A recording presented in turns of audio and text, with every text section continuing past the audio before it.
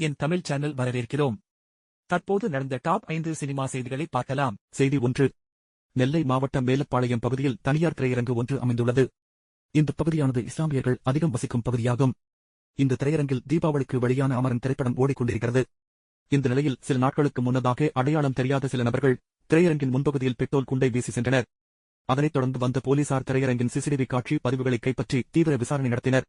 இந்த விசாரணையில் பெட்ரோல் குண்டு வீசியவர் ரஹீம் என்றும் அவர் மேலப்பாளையத்தைச் சேர்ந்தவர் என்பதும் தெரிய வந்திருக்கிறது. செய்தி 2. ஏ.ஆர். ரஹ்மானின் மனைவி சாய்ரா பானு நேற்று ஒரு அறிக்கையை வெளியிட்டிருந்தார். அதில், திருமணமாகி பல வருடங்கள் கழித்து நான் ரஹ்மானை பிரிந்து செல்வது கடினமான முடிவுதான். இத்தனை வருடங்கள் வாழ்க்கையை நகர்த்திய பிறகு சமீபகாலமாக எங்களுக்குள் வலியும் கவலையும் அதிகமாகின. பதற்றங்கள் உருவாகி ஒரு தீர்க்க முடியாத இடைவெளியை உருவாக்கியிருக்கின்றன. அந்த இடைவெளியை எங்களால் நிரப்ப முடியவில்லை. மிக கடுமையான மனவலியில்தான் இந்த முடிவை எடுத்திருக்கிறோம் என்று குறிப்பிட்டிருந்தார். இந்நிலையில் ஏ.ஆர். ரஹ்மான் அதனை உறுதிப்படுத்தியிருக்கிறார். அவர் தனது எக்ஸ்தல் பக்கத்தில், எங்களது திருமண வாழ்க்கையில் 30 வருடங்களை நிறைவு செய்வோம் என்று நம்பிக்கொண்டிருந்தோம். ஆனால் எதிர்பாராத ஒரு முடிவு வந்துவிட்டது. உடைந்த இதயங்களின் கணத்தைக் கண்டால் கடவுளின் சிம்மாசனமும் நடுங்கிவிடும். உடைந்த துண்டுகள் மீண்டும் சேரவில்லை என்றாலும் நாங்கள் அர்த்தத்தை தேடுகிறோம். இந்த அத்தியாயத்தை கடந்து செல்ல எங்கள் தனியுரிமைக்கு மரியாதை கொடுக்கும் நண்பர்களின் அன்புக்கு நன்றி என்று குறிப்பிட்டிருக்கிறார். செய்தி 3.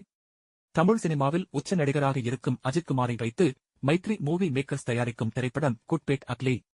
இப்படம் வரக்கூடிய 2025ஆம் ஆண்டு ஜனவரி மாதம் பொங்கலுக்கு வெளியாகும் அறிவிக்கப்பட்டு இருந்தது. இதற்கிடையே நீண்ட நாட்களாக தயாரிப்பு பணியில் இருந்து அஜித்தின் விடாமுயற்சி படத்தின் படப்பிடிப்பும் முடிவடைந்து டப்பிங் தொடங்கப்பட்டது.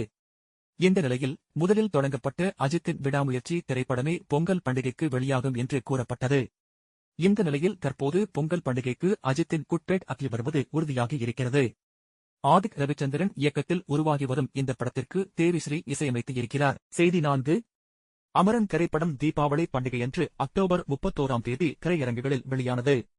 இந்த படம் தமிழ்நாட்டில் மட்டும் நேற்று 1.4 கோடி ரூபாய் வசூலை பெற்று இதுவரை மொத்தமாக ரூபாய் 149.8 கோடி வசூலை பெற்றுள்ளது.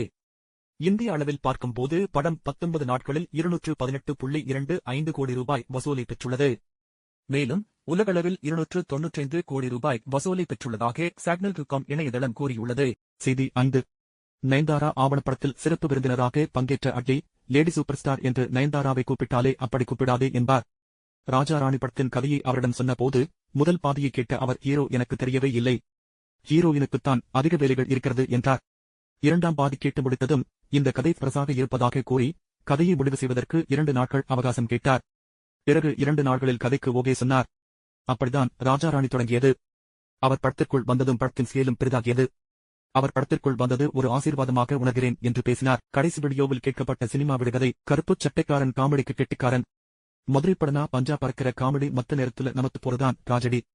அவர் யார்? பதில், கஞ்சா கருப்பு. இந்த விடியேகான கேள்வி. தேப்புல கிடா விட்டும் காமெடியன், கார்பரேட்டானாலும் கார்பரேஷனாலும் மீம்ஸ்னா இவர்தான்யா? அவர் யார்? பதில் தெரிஞ்ச கமெண்ட் பண்ணுங்க, இல்லனா அடுத்த வீடியோவில் பதில் சொல்றேன். மறக்காமல் லைக், ஷேர், சப்ஸ்கிரைப் செய்யவும். நன்றி.